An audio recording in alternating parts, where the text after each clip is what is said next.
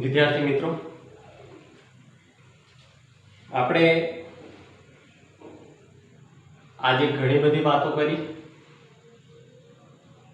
Page number તમને કહી દઉં. પેજ નંબર 173 પરથી શરૂઆત કરી.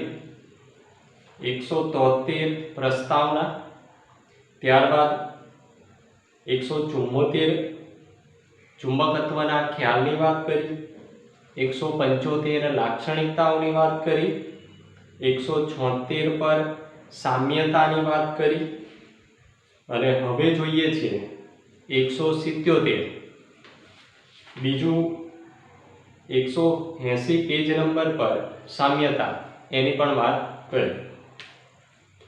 હવે પેજ નંબર 177 નિયમિત ચુંબકીય ક્ષેત્રમાં દ્વિધ્રુવી, નિયમિત ચુંબકીય ક્ષેત્રમાં ચુંબકીય ડાયપોલ એની વાત કરીશું.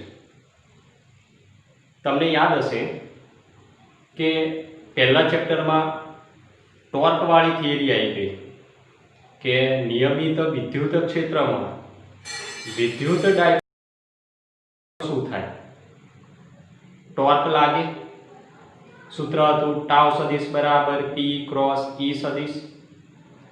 એ જ પ્રમાણે હવે ચુંબકીય ક્ષેત્રમાં ડાયપોલને મૂકવામાં આવે તો શું થાય, કેવું વર્તન કરે એની વાત કરીશું અને ઘણા બધા સૂત્ર જોઈશું. તો આ થિયરી પૂછાઈ ગઈ. સ્થિતિ ઊર્જાનું સૂત્ર તારવો એમ પણ પૂછે. સૂત્ર આવે ત્યારે તમને હું વાત કરીશ. 3 માર્કમાં થિયરી પૂછાય કે નિયમિત ચુંબકીય ક્ષેત્રમાં ચુંબકીય ડાયપોલ માટે ટોર્કનું સૂત્ર પરથી સ્થિતિ ઊર્જાનું સૂત્ર મેળવો અથવા આવર્તકાળનું સૂત્ર મેળવો. તો જોઈએ આકૃતિ. પહેલા નિયમિત ચુંબકીય ક્ષેત્ર, એમાં ચુંબકીય ડાયપોલ મૂકેલી છે, ચુંબકીય સોય આ પ્રમાણે ચુંબકીય સોય મૂકેલી છે. એક ઉત્તર અને બીજો દક્ષિણ. આ જે ચુંબકીય સોય છે એ ચુંબકીય સોય આ ચુંબકીય ક્ષેત્ર દિશા સાથે થીટા જેટલા કોણે મૂકેલી છે. આ ઉત્તર ધ્રુવ છે એટલે ઉત્તર ધ્રુવ પર બળ લાગશે જમણી બાજુ. એને દર્શાવી દીધું F n સદિશ વડે. એ જ પ્રમાણે દક્ષિણ ધ્રુવ પર ડાબી બાજુ બળ લાગશે, એ દર્શાવ્યું F s સદિશ વડે. તો મેગ્નેટિક મોમેન્ટ એમ કહી દઈએ એટલે આકૃતિમાં દર્શાવ્યા પ્રમાણે m જેટલી મેગ્નેટિક મોમેન્ટ ધરાવતી ચુંબકીય સોય ચુંબકીય ક્ષેત્ર સાથે થીટા જેટલા કોણે થીટા જેટલો ખૂણો બનાવતી દિશામાં ગોઠવેલ છે. બરાબર. ચલો હવે ચુંબકીય સોયને ચુંબકીય ક્ષેત્રમાં મૂકવામાં આવે તો ટોર્ક લાગે. કેટલું ટોર્ક લાગે? તો આગળના ચેપ્ટરમાં આપણે વાત કરી કે ચુંબકીય સોય પર લાગતું ટોર્ક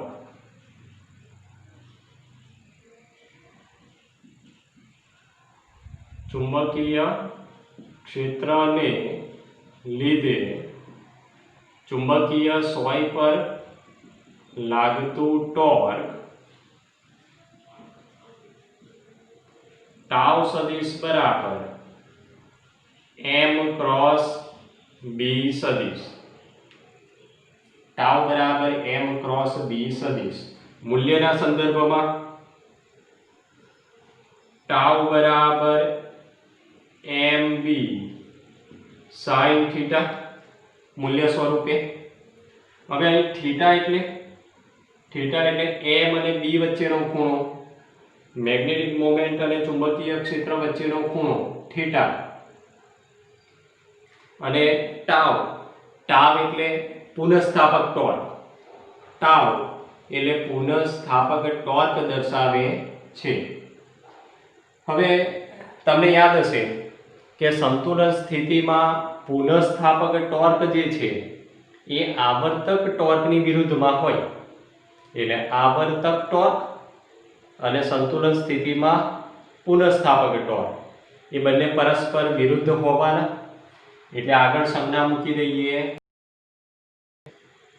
એટલે કે ટાઉ બરાબર માઇનસ mb sin થીટા। હવે જો આ ખૂણો નાનો હોય થીટા m અને b વચ્ચેનો, મેગ્નેટિક મોમેન્ટ અને ચુંબકીય ક્ષેત્ર વચ્ચેનો ખૂણો નાનો હોય તો રેડિયનમાં sin theta nearly equal to theta લખાય। તો sin theta nearly equal to theta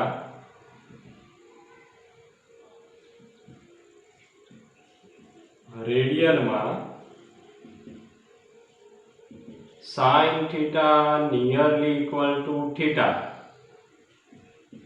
લેતા ટાઉ બરાબર માઇનસ mb થીટા। ક્લિયર? બરાબર ધ્યાન આપજો, સ્ટેપ બાય સ્ટેપ જઈએ છીએ।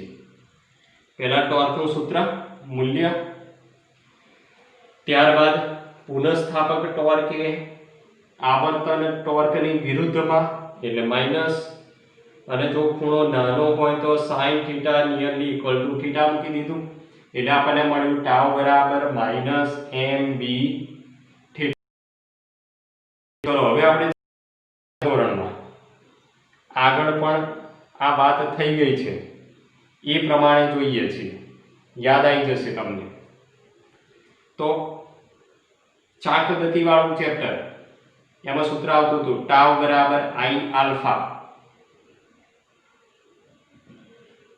હમણાં આપણે એ નથી જોતા કે જોઈએ છે શું, સાબિત કરવાનું શું છે, એ સ્ટેપ બાય સ્ટેપ જોતા જઈશું। ઘણા બધા સૂત્ર આવતા જશે, પછી આગળ વાત કરીએ। તો ટાઉ બરાબર i આલ્ફા બરાબર માઇનસ mb થીટા। ચલો i એટલે જડત્વની ચાક માત્રા, આલ્ફા આલ્ફા એટલે કોણીય પ્રવેગ, કોણીય પ્રવેગ સૂત્ર હતું d square theta upon dt square, મૂકીએ તો આલ્ફા બરાબર d square theta upon dt square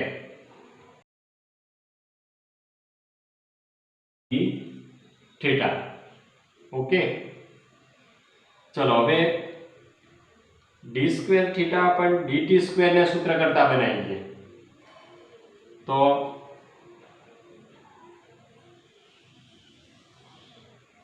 d square theta upon dt square બરાબર minus mb upon i minus mb upon i into theta, આવું આપણને મળે। ચલો હવે 11માં સરળ આવર્ત ગતિ આવી ગયું, વિકલ સમીકરણ। સમીકરણ આવું હતું કે d square y અપન dt square બરાબર માઇનસ ઓમેગા સ્ક્વેર y। યાદ આવ્યું? આની સાથે સરખાઈ દઈએ તો આ સમીકરણને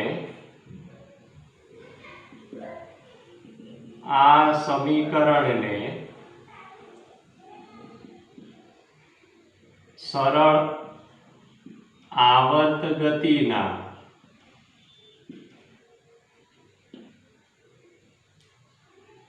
સમીકરણ સાથે સરખાવતા ચલો આની સાથે સરખાઈ દઈએ તો જો અહીં થીટા એટલે કોણીય સ્થાનાંતર, y એટલે રેખીય સ્થાનાંતર, એટલે સ્થાનાંતર તો છે જ. ચલો પછી આગળ બંનેને સરખાઈએ એટલે બંને પરથી આવું લખાય ઓમેગા સ્ક્વેર બરાબર mb upon i. Omega square બરાબર mb અપન i. એટલે આ બંને સમીકરણને આપણે સરખાઈ દીધા તો આપણને એક ભૌતિક રાશિ મળી ગઈ, એક સૂત્ર મળી ગયું ઓમેગાનું. સૂત્ર કરતા બનાવીએ તો ઓમેગા બરાબર √ mb અપન i. તો આપણું આ પહેલું સૂત્ર કોણીય આવૃત્તિનું આ પહેલું સૂત્ર ઓમેગા બરાબર √ mb અપન i. હવે આગળ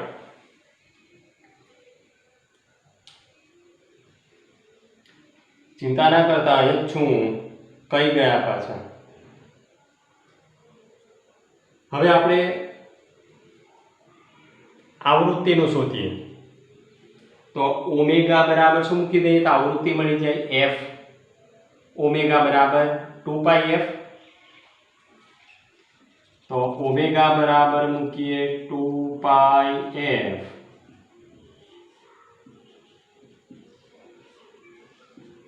તો આવૃત્તિનું સૂત્ર મળ્યું f બરાબર 1/2π √ mb અપન i. તો આપણું બીજું સૂત્ર આવૃત્તિનું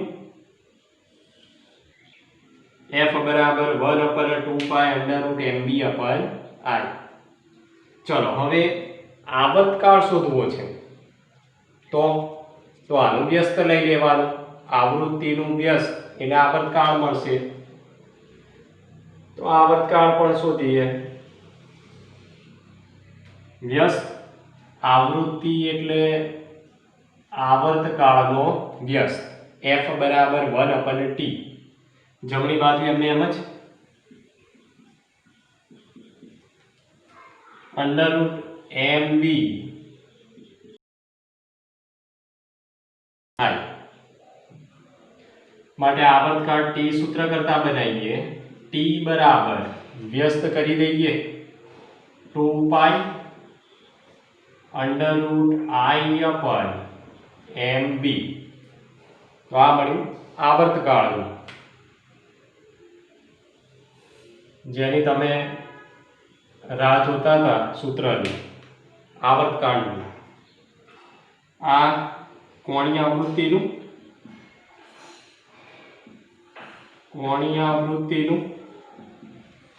આ સૂત્ર આવૃત્તિનું, આ સૂત્ર આવર્તકાળનું. ચલો હવે આવર્તકાળનું સૂત્ર મળી ગયું. હવે આગળ જોઈએ તો ચુંબકીય ક્ષેત્રનું સૂત્ર શોધવું છે. B બરાબર, તો પછી આ વર્ગમૂળ પહેલા કાઢી દઈએ, પછી b ને સૂત્ર કરતા બનાવીએ. તો વર્ગમૂળ કાઢી નાખીએ. જ્યાં વર્ગમૂળ નથી ત્યાં વર્ગ લઈ લઈએ, એટલે કે t² બરાબર 4π² i અપન mb. ચલો વર્ગમૂળ નીકળી ગયું. હવે b ને સૂત્ર કરતા બનાવીએ. માટે b બરાબર 4π² i અપન mt². આ ચુંબકીય ક્ષેત્રનું સૂત્ર, જેની તમે રાહ જોતા હતા કે ક્યારે ચુંબકીય ક્ષેત્રનું સૂત્ર આવે. ચલો હવે આગળ સ્થિતિ ઉર્જાનું સૂત્ર આપણે તો મેળવવાનું છે અને આટલા બધા સૂત્ર વચ્ચે આવી ગયા. હવે સ્થિતિ ઉર્જા પર જઈએ. ચુંબકીય ડાયપોલની સ્થિતિ ઉર્જા. ચુંબકીય ડાયપોલની સ્થિતિ ઉર્જા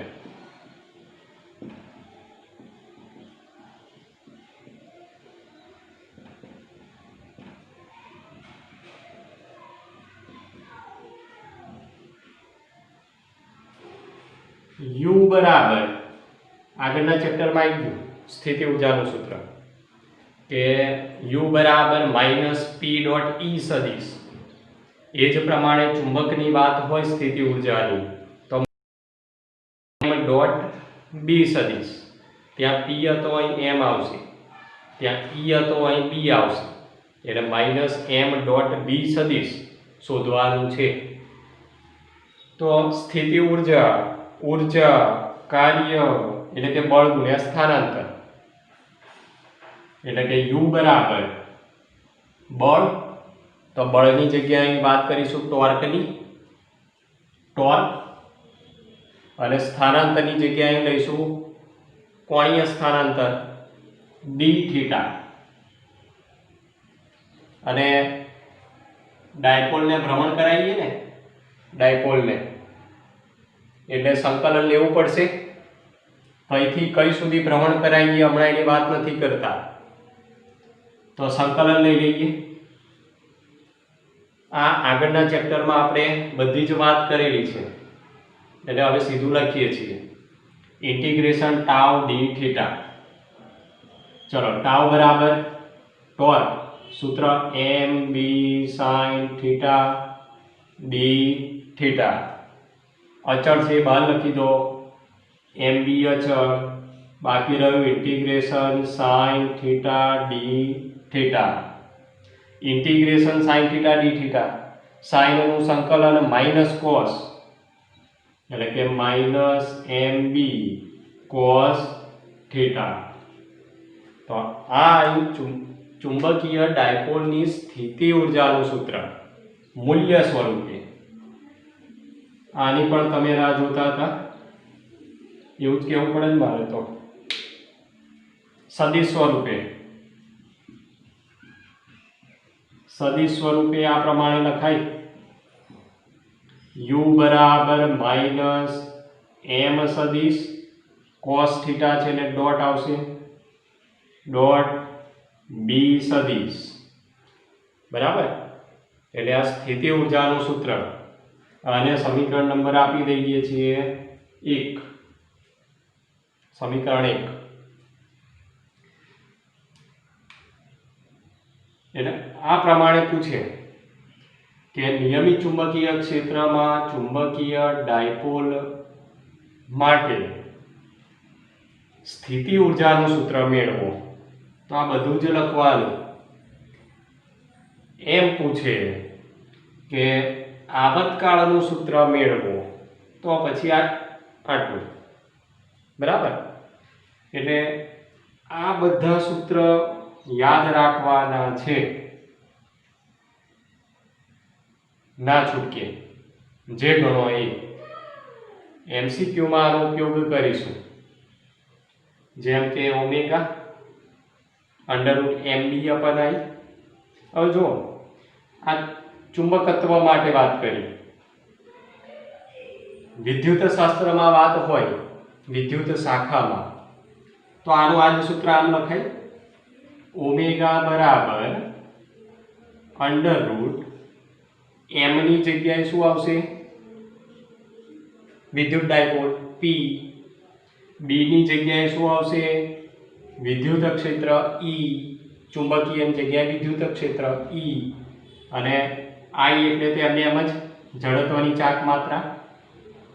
બરાબર, એટલે ઓમેગા શોધવાનું હોય તો આ વિદ્યુત શાસ્ત્ર માટે, અને P, E અને I આપેલું હોય તો, અને જો M, B અને I આપેલું હોય તો આ સૂત્રનો ઉપયોગ કરવાનો. પછી આવૃત્તિનું સૂત્ર, એના પરથી આવર્તકાળ, એના પરથી ચુંબકીય ક્ષેત્ર. જો આ એક યાદ રાખવાનું, ઓમેગાનું √mb/i 10 વખત લખી નાખો, 20 વખત લખી નાખો, 200 વખત લખી નાખો, યાદ તો રહેશે જ. √mb/i. પછી ઓમેગા બરાબર 2πf મૂકો, f ને સૂત્ર કરતા બનાવી દો એટલે આવૃત્તિનો આવી જશે. એનો વ્યસ્ત લો એટલે આવર્તકાળનું બની જશે.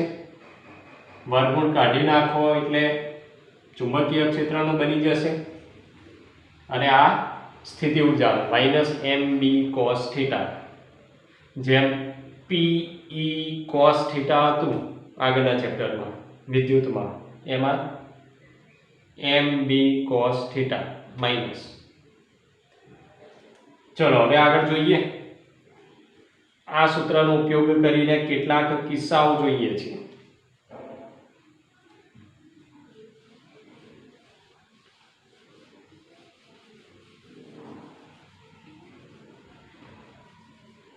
થીટા બરાબર જુદા જુદા ખૂણા મૂકીશું અને કિસ્સાની વાત કરીશું. તો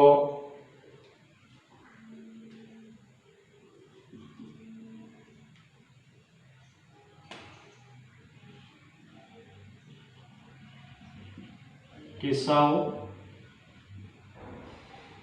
ચલો પહેલું, થીટા એટલે m અને b વચ્ચેનો ખૂણો, m અને b વચ્ચેનો.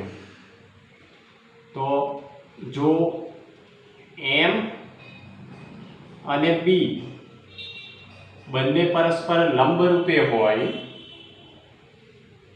તો થીટા બરાબર 90 ડિગ્રી મુકાય. m અને b મેગ્નેટિક મોમેન્ટ, ચુંબકીય મેગ્નેટિક મોમેન્ટ અને ચુંબકીય ક્ષેત્ર લંબ હોય તો થીટા બરાબર π/2 મૂકી દઈએ. π/2 સમીકરણ 1 માં મૂકીએ છીએ. સમીકરણ 1 માં મૂકતા તો સ્થિતિ ઊર્જા મળશે, ચલો, cos π/2 cos 90 0, સ્થિતિ ઊર્જા 0. એટલે પરસ્પર લંબ હોય તો સ્થિતિ ઊર્જા કેવી મળે? 0. આ MCQ. ચલો પછી બીજો, જો m સદિશ મેગ્નેટિક મોમેન્ટ અને b સદિશ એકબીજાને સમાંતર હોય એક જ દિશામાં તો થીટા બરાબર 0. થીટા બરાબર 0 સમીકરણમાં મૂકીએ, સ્થિતિ ઊર્જા શોધીએ. થીટા બરાબર 0 cos 0 1 એટલે કે u બરાબર -mb, u બરાબર -mb. આ સ્થિતિ ઊર્જા મળી.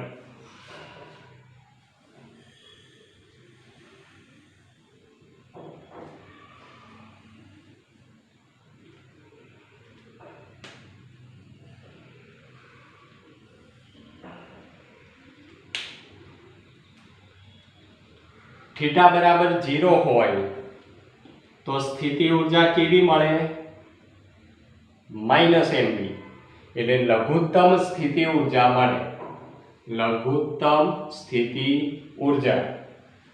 બીજું એક યાદ રાખવાનું છે કે આ જે અવસ્થા છે કઈ થીટા બરાબર 0, એ અવસ્થાને મહત્તમ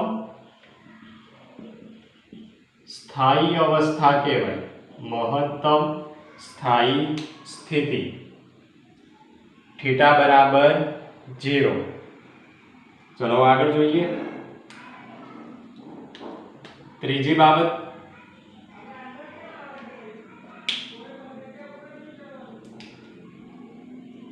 એમ સદિશ અને બી સદિશ પ્રતિ સમાંતર લઈને 180 ડિગ્રી, તો થીટા બરાબર 180 ડિગ્રી સમીકરણમાં મૂકી દઈએ તો u બરાબર, ચલો cos 180 -1 અને આ માઇનસ પ્લસ, એટલે કે u બરાબર પ્લસ mb, તો સ્થિતિ ઊર્જા મળી મહત્તમ. આ બધા જ MCQ છે એટલે આ સૂત્ર આવડે તો પછી આગળ થીટાના મૂલ્ય મુકાય, નહીં તો પછી સ્વાહા. થીટા બરાબર પાઈ મૂકો તો સ્થિતિ ઊર્જા મળે પ્લસ mb, મહત્તમ સ્થિતિ ઊર્જા. બીજું એક યાદ રાખવાનું છે, જેમાં થીટા બરાબર 0 એટલે સ્થાયી ને, એમાં થીટા બરાબર પાઈ એટલે શું કહેવાય? અસ્થાયી. અસ્થાયી સ્થિતિ. અસ્થાયી સ્થિતિ.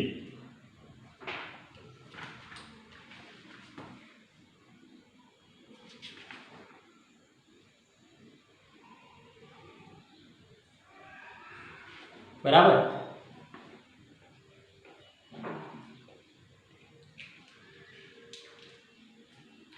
ફરી જુઓ,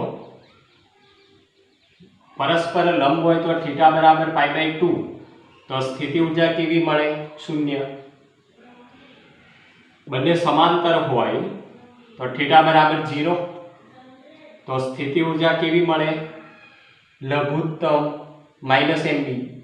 અને જો 180 ડિગ્રી હોય તો સ્થિતિ ઊર્જા કેવી મળે? મહત્તમ. બરાબર. બીજું આ બે વસ્તુ યાદ રાખજો, થીટા બરાબર 0 એટલે સ્થાયી અને થીટા બરાબર પાઈ હોય તો અસ્થાયી. થીટા બરાબર 0 એટલે કે ક્ષેત્રને સમાંતર સ્થાયી, અને થીટા બરાબર પાઈ એટલે વિરુદ્ધ, ભ્રમણ કરે છે વિરુદ્ધ, એટલે અસ્થાયી સ્થિતિ. તો આ આપણે વાત કરી પૂછાયેલી થિયરીની. ઘણા બધા સૂત્ર આવી ગયા અંદર. આ બધા જ સૂત્ર તમારે યાદ રાખવાના છે. એટલે આ ચેપ્ટરમાં મોટા ભાગના સૂત્રની આપણે વાત કરી દીધી, મોટા ભાગના સૂત્રની 70%. એટલે આ બધા સૂત્ર યાદ રાખજો, ગોખી નાખજો. બાકીની વાત પછી કરીશું.